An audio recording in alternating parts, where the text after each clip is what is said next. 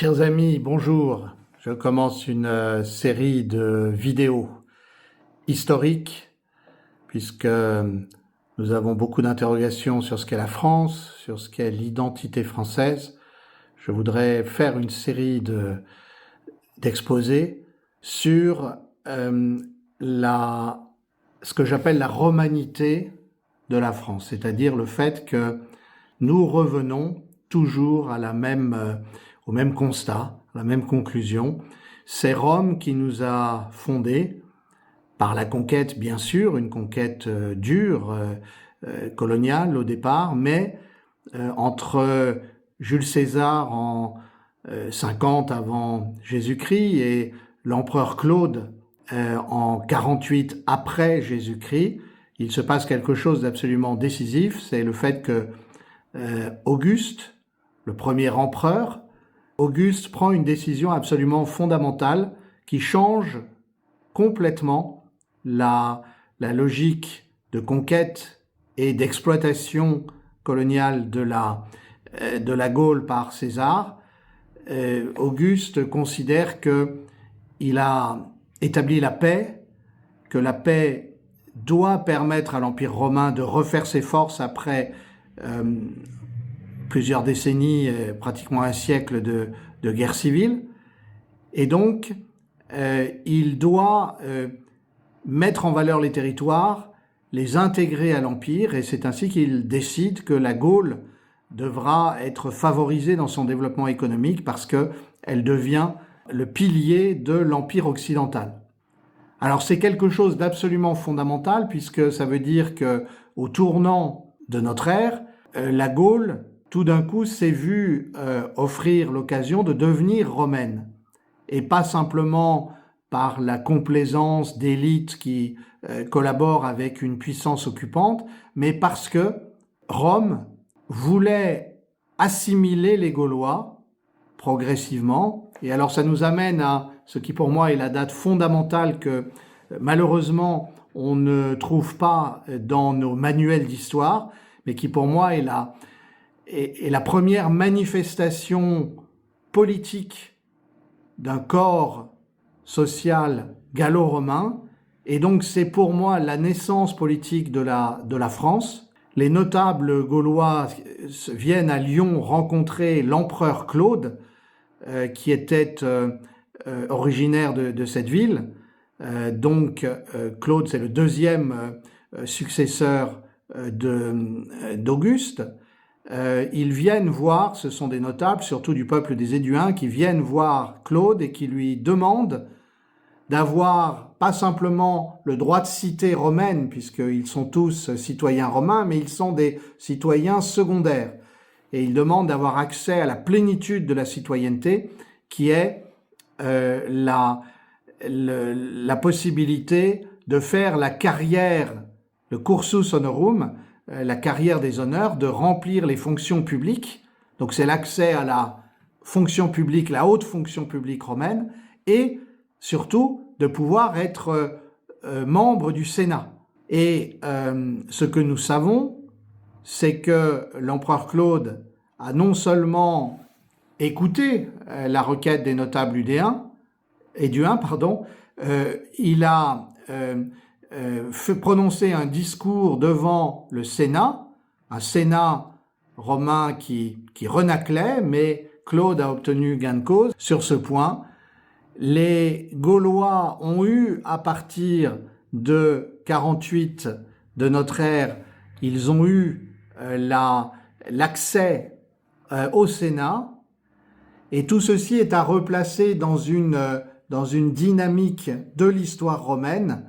d'extension progressive de la citoyenneté. Vous savez que la date ultime, si j'ose dire, c'est 212, l'édit de Caracalla, qui accorde la citoyenneté romaine pleine et entière à tous les ressortissants libres de l'Empire. Alors, j'insiste sur cela parce que nous sommes aujourd'hui et en fait depuis plusieurs décennies, dans un sale débat franco-français qui en fait nous a été imposé de l'extérieur. Je m'explique. Depuis les années 1980, et depuis l'émergence d'un côté du Front National et de l'autre de SOS Racisme, d'ailleurs il serait plus exact de dire SOS Racisme d'un côté et par réaction le Front National de l'autre, il y a eu une focalisation sur le débat ethnoculturel, avec deux positions qui sont en fait incompatibles avec notre histoire, et je vais expliquer pourquoi, à cause de la matrice romaine. Une première position considérant que les étrangers vivant en France n'ont pas spécialement à s'intégrer à une nation française, et que le vivre ensemble est fondé sur le multiculturalisme passif, on va dire, et d'autre part, à l'opposé, une vision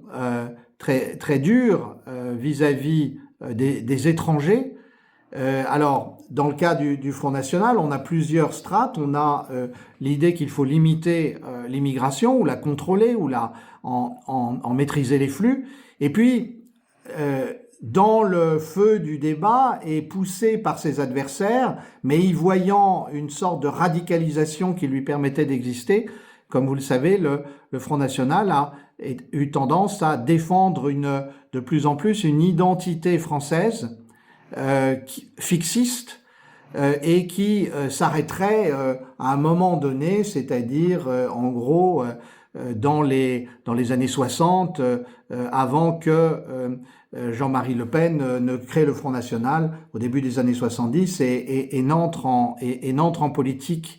pour défendre cette sorte de France fixée à un moment donné de son histoire, ce qui conduit à remettre en cause l'immigration et à une confusion entre les excès de l'immigration ou l'immigration non contrôlée et les thèses de SOS Racisme et de toute cette gauche qui fait une sorte d'éloge naïf de l'immigration qui déboucherait sur l'invention d'un nouveau type de société, et donc plus elle serait massive, plus on aurait des lendemains qui chantent. Ces deux positions-là, en fait, sont très déterminées par un débat qui n'est pas propre à notre histoire, que j'appelle le débat ethnoculturel. Et ce débat ethnoculturel, il est absolument lié à la vision du monde que j'appellerais anglo-saxon ou anglo-germanique, parce que évidemment on a la version douce dans le monde anglo-américain et une version plus dure dans le monde germanophone, et on a eu les excès que nous savons avec le totalitarisme nazi, mais au fond tout ça, c'est une culture qui a beaucoup pesé sur l'après-guerre, surtout à partir des années 70, et qui a introduit dans notre histoire un débat qui n'est pas caractéristique, parce que la France a toujours été accueillante, elle a toujours assimilé les étrangers, et elle a donner la priorité à des questions politiques et des questions sociales. Or, vous remarquez que depuis les années 1980, la focalisation du débat, souhaitée d'ailleurs par François Mitterrand pour rester au pouvoir, sur la question ethnoculturelle, elle a finalement détourné la France de parler des grandes questions, les questions concernant la souveraineté nationale, les questions concernant l'égalité entre les Français, en tout cas la maîtrise des inégalités induites par la mondialisation, et l'idée selon laquelle la France est un pays qui a souvent connu des guerres civiles, qui a souvent connu des luttes de classe, et que précisément la mission du pouvoir politique français, c'est d'apaiser les tensions sociales, et pas du tout de créer des tensions ethniques pour entretenir un débat ethnoculturel permanent qui, pendant ce temps, évite que l'on pose la question sociale. Et ça, je crois que c'est la grande imposture du débat depuis 40 ou 50 ans, c'est le fait que parce que on s'est focalisé sur le débat ethnoculturel, êtes-vous pour ou contre Jean-Marie Le Pen, êtes-vous pour ou contre Marine Le Pen, on a laissé finalement les milieux dirigeants de ce pays trahir la nation dans les grandes longueurs parce qu'ils ont adhéré à un pacte qu'on va dire de mondialisation, prôné l'ouverture des frontières. Elle ne concernait pas simplement les immigrés, une ouverture indiscriminée des frontières, une libre circulation des biens et surtout des capitaux, qui a profondément déstabilisé le tissu économique et social du pays. Et je veux entamer cette série de réflexions historiques. Vous allez voir qu'ensuite je vais parler d'histoire, mais par ces considérations politiques, pour que vous compreniez ce qui me préoccupe concernant l'actualité et l'avenir de notre pays. Je voudrais que nous ramenions les seules questions qui comptent dans l'histoire de notre pays, qui sont les questions sociales. Et si les questions sociales ne sont pas surmontées, résolues, eh bien, à ce moment-là, on a des facteurs de guerre civile, ou bien on a le phénomène qui se passe, qui est l'incapacité partielle de notre pays à intégrer ces étrangers, comme on y assiste depuis une vingtaine ou une trentaine d'années, avec une espèce de surenchère entre identitaires de droite et identitaires de gauche, entre les partisans de la créolisation et ceux qui disent vouloir combattre le grand remplacement. Tout ça, c'est un débat mortifère pour notre pays, qui est allé parallèlement avec le démantèlement de la souveraineté française, le démantèlement des institutions françaises, la confiscation du libre débat. Regardez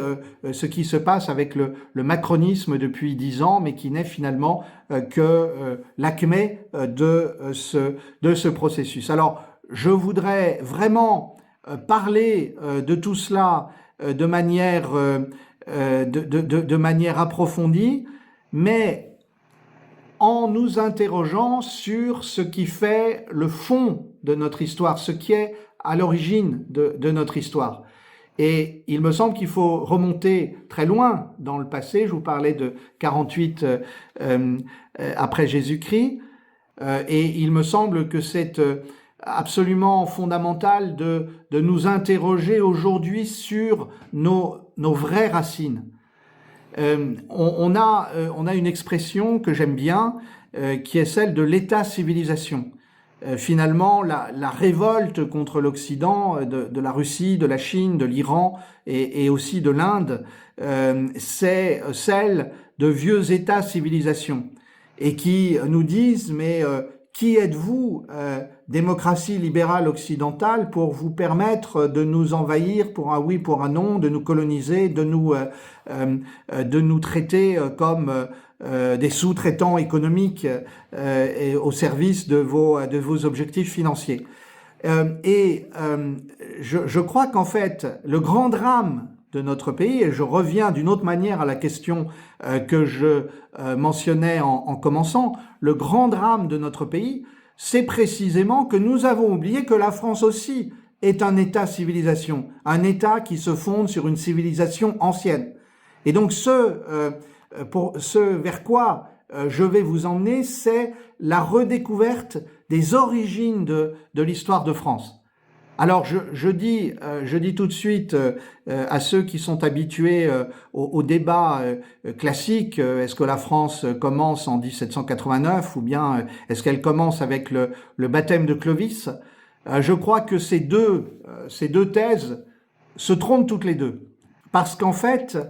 l'histoire politique de la France est encore plus ancienne. Elle est dans l'émergence gallo-romaine, dans la création d'une Gaule romaine, Gallia Romana, et on peut définir en fait la France comme la Respublica Romana in Gallia, l'État romain dans les frontières de la Gaule. C'est ça, c'est la thèse principale que je vais développer au cours de ces leçons d'histoire, mais j'insiste sur le lien que je fais avec l'actualité politique. Je crois que nous sommes, nous Français, et je vais avoir l'occasion de le montrer, profondément romanisés, profondément romains, même quand nous ne le savons pas, parce que nous adhérons absolument à la notion d'égalité entre les peuples. Alors, ça ne veut pas dire qu'il n'y a pas eu dans notre histoire des doctrinaires qui ont prêché autre chose, ça ne veut pas dire qu'il n'y a pas eu une collaboration d'un régime mis en place par l'occupant entre 41 et 45 et qui a été le complice des crimes du national-socialisme. De tout ça, nous sommes bien d'accord. Ça ne veut pas dire qu'il n'y a pas eu des crises comme au moment de l'affaire Dreyfus, l'antisémitisme français, mais ce que je veux ici vous montrer, c'est que le courant qui l'emporte toujours dans notre histoire au bout du compte, c'est un courant qui affirme et qui fait affirmer par l'État l'égalité, l'égale dignité, mais l'égalité aussi de fait à établir entre toutes les personnes qui vivent sur le territoire français et qui sont appelées génération après génération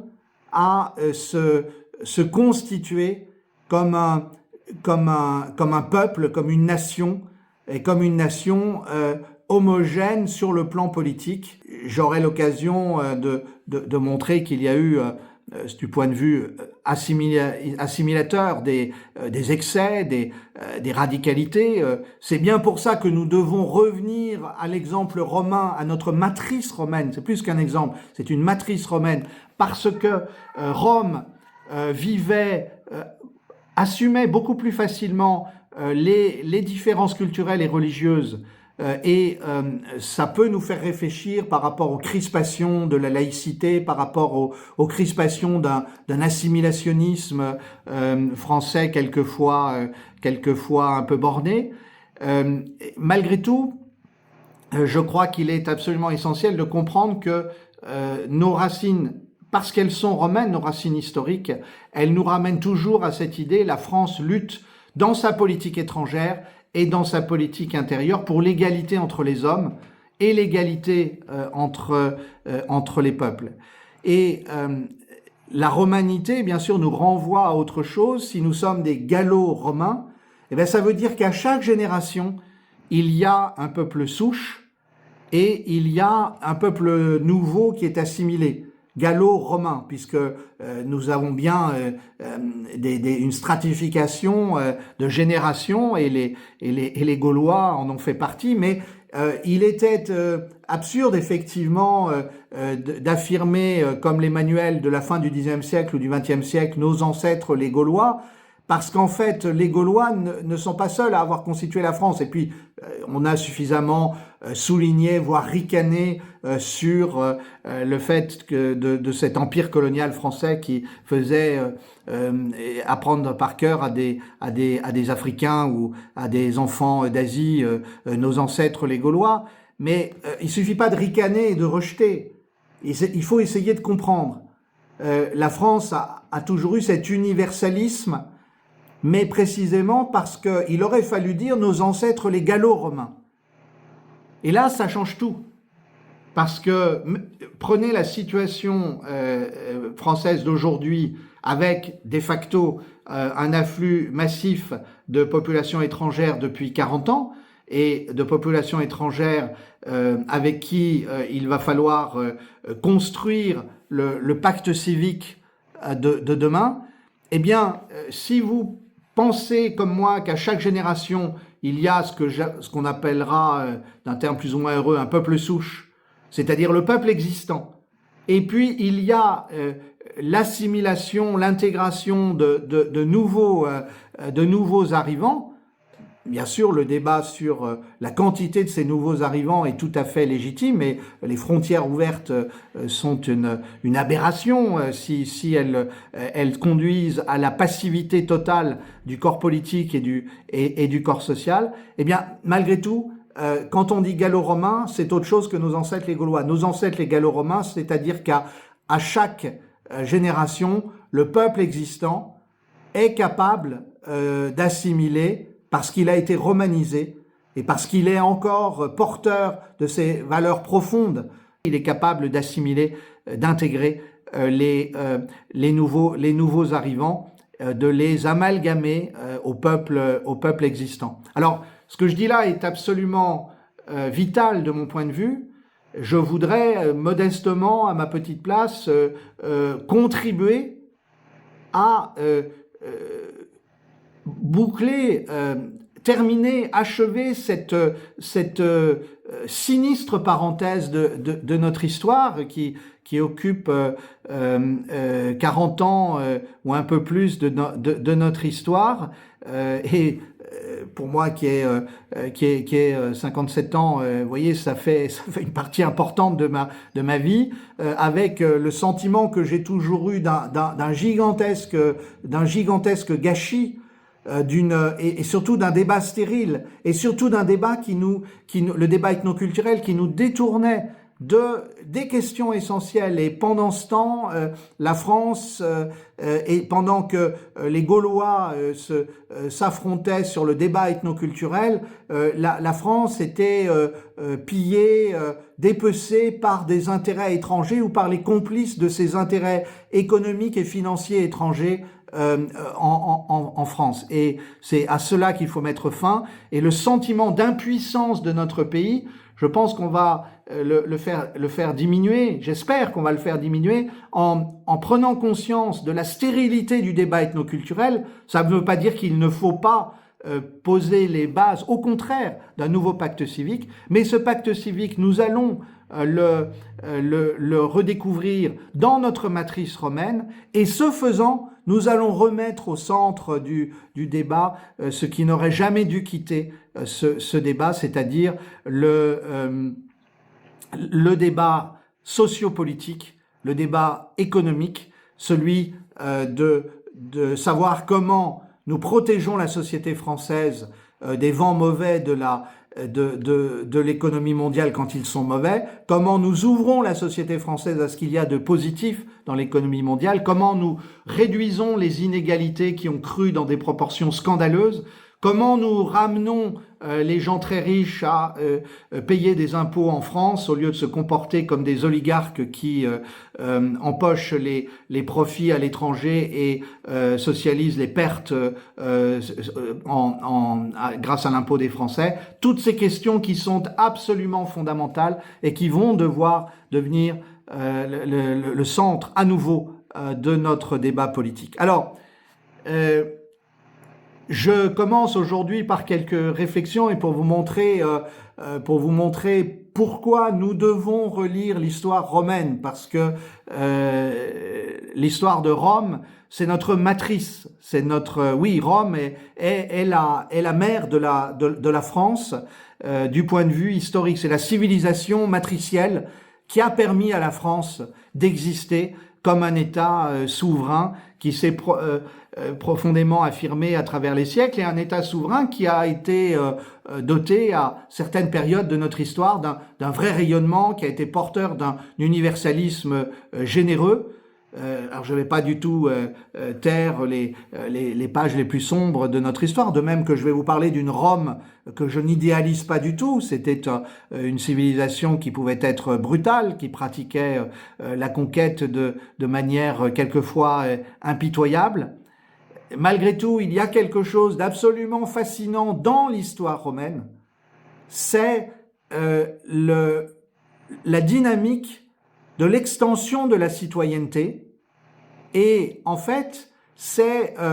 l'attachement profond à l'égalité entre les hommes et à l'égalité entre les peuples, parce que il arrive un moment où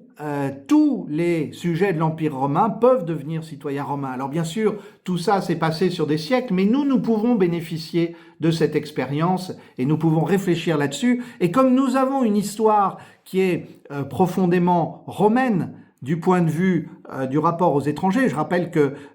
François Ier est celui qui pousse la logique du droit romain jusqu'au bout. Le droit romain n'avait jamais formulé complètement le droit du sol, et ce sont les juristes de François Ier au XVIe siècle qui vont jusqu'au bout et qui disent que est sujet du roi de France celui qui vit sur le territoire français. C'est absolument essentiel pour comprendre la dynamique de notre histoire.